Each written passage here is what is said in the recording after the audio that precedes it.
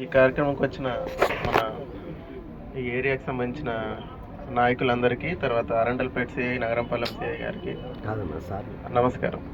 ముఖ్యంగా ఇక్కడ ఈ సంకల్పం అనే పేరు మీద మన ఎస్పీ గారు, మన ఐజీ గారు మన గుంటూరు నగరంలో ఈ గంజాయి అనేది పూర్తిగా తీసేసేయాలి, గంజాయి అనే రహిత గుంటూరు నగరాన్ని తయారు చేయాలనే ఉద్దేశంతో రకరకాల కార్యక్రమాలు చేస్తున్నాము.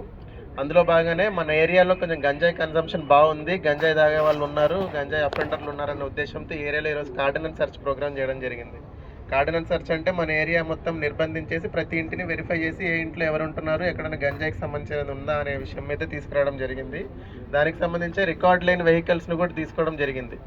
ఎందుకు ఈ బండ్లను మనం పట్టుకున్నామంటే ఇట్లాంటి వెహికల్స్ యూజ్ చేసే ప్రాపర్ రికార్డ్స్ ఉండవు, నెంబర్ ప్లేట్లు మార్చేసి వాటితో చైన్ స్నాచింగ్లు చేస్తారు, వాటిని దొంగతనం చేసిన బండ్లు తీసుకుని వెళ్ళి దాని ద్వారా గంజాయి కొంటా ఉంటారు.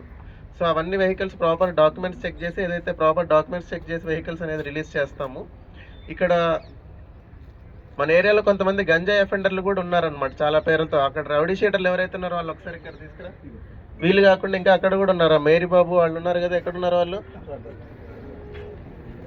షీట్లు ఓపెన్ చేసినాము, ప్రతి వారం పోలీస్ స్టేషన్కి వస్తారు, కౌన్సిలింగ్ ఇస్తాము, చెప్పాల్సిన పద్ధతిలో చెప్తాము.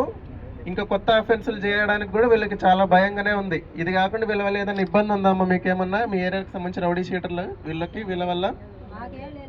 ప్రస్తుతానికి ఇబ్బంది ఏం లేదు.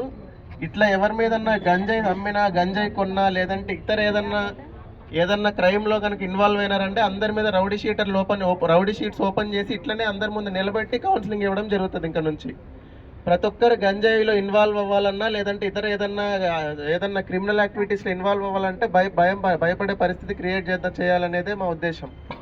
సో ఇదే కాకుండా ఈ ఏరియాలో ఏదన్నా ఇతరత్ర మీరు ఇబ్బందులు ఏదైనా